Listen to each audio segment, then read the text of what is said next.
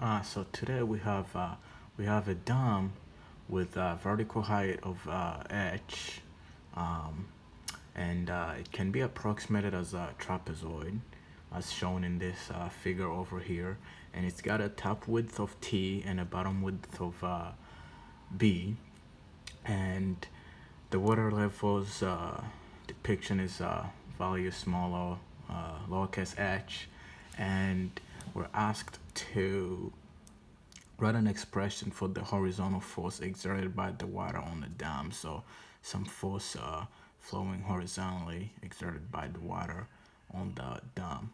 And to do that, we can start by mentioning that force. We know that force is pressure times area, and this is two different components of our formula to find this force that we're gonna break down. And to start, I can kind of just show what another view of our question would look like. And it's basically something with water level value of h. We know the big h, the height of the whole thing, and it's got some atmospheric pressure. So you got atmospheric pressure on the surface of the water. You got atmospheric pressure attacking from the sides, and we're asked to find this force. So force exerted by the water, the horizontal force exerted by the water on the dam. And from homework one, there is this equation for pressure, and it's nothing other than dp is equal to dp over dz is equal to negative rho times gravity. And this is the barometric equation for variable pressure.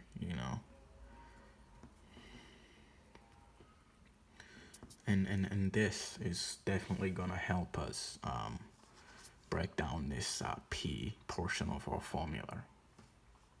And to start, we could integrate this, and it basically gives us something like an integration of dp is equal to negative rho times gravity, so negative density times integration of dz, which this could be integrated from pressure 1 to pressure 2. So you have something like pressure 2 minus pressure 1 is equal to negative density times gravity, and that's basically the height. So the distance could go from z2 minus z1, and if we look on our equation, we could basically have z2 equal h, our lowercase h, and z1 simply 0, because that just makes our question a bit easier, simple, because we're gonna start here at 0, and then we're going to some value h. And so at h equals 0, means that z1 is equal to 0, and so our pressure 1 is going to be 0, because if we're considering gauge pressure, let me put this gauge pressure, we wouldn't get that the atmospheric pressure at 0 is 0, which makes P1 0, 0 pascals. And so if we bring it back into our equation, we know that P1 becomes 0, negative rho gravity, Z2 minus 0, and we could just replace that Z2 with H and basically have pressure equals negative rho times gravity times H. Alright, and now we go back into our force formula and we substitute that P with this, and we have force equals negative rho times gravity times lowercase h times area. Alright, so now onto the area part of the equation. Well, we know that area is changing because the water level can be changed. I mean, that h value changes, and so the area of this trapezoid is gonna vary according on the h. And so, since we know that area of a trapezoid, some sort of width times height, and we know that that width is not changing, we could replace that area with force equals negative rho times gravity times h times some sort of width times h dh, because that's changing it, and that's what we're gonna integrate basically. But before we do that,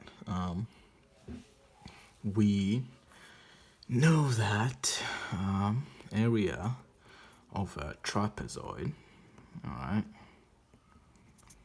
is equal to again, our trapezoid here. I'll draw another one. Our trapezoid is like this, and it's got some width t, and it's got some width b, and it's got a height h. All right. So area of a trapezoid is it's gonna be t plus b over 2 times height.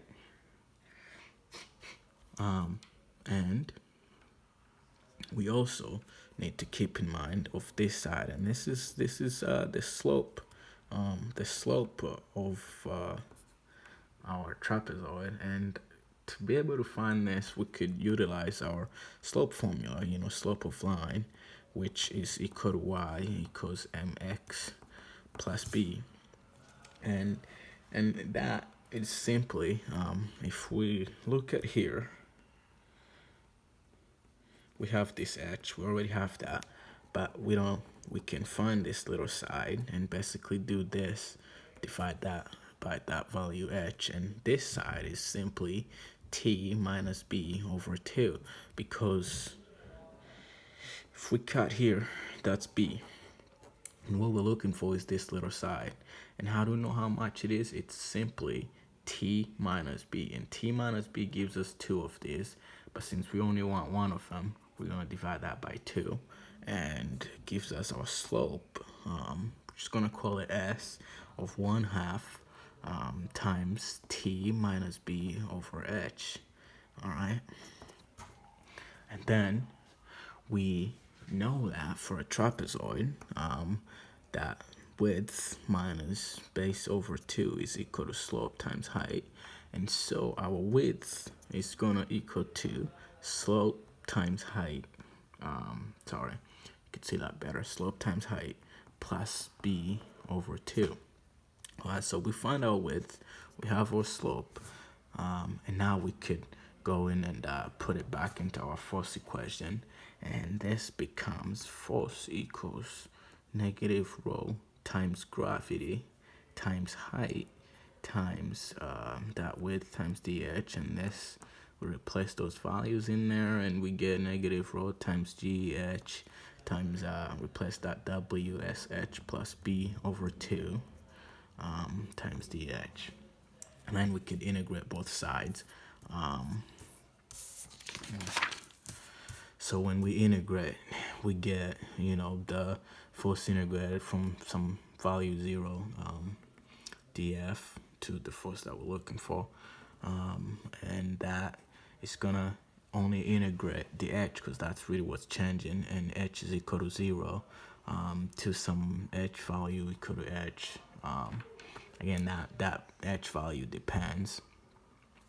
Rho times gravity times that width dh, and so this becomes, keep on simplifying things, the force exerted by the water on the dam with that water level h is gonna equal to minus I keep forgetting that minus, we can put that there. And then there's another thing that we need to consider. We have two triangles basically, so it's this force, there's gonna be couple forces. So our force that we've been calculating, we're gonna have to multiply it by 2 because you got some force going here and you got some force hitting that too. So this becomes 2, all right? So we multiplied that force times 2, so minus 2.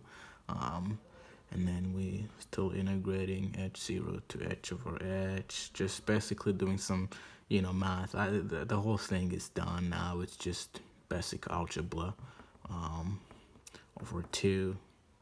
And then we integrate that h, doing a partial integration, we get -2 rho gravity times slope times h cubed over 3 plus b times h squared over 4, and that's going from 0 to h.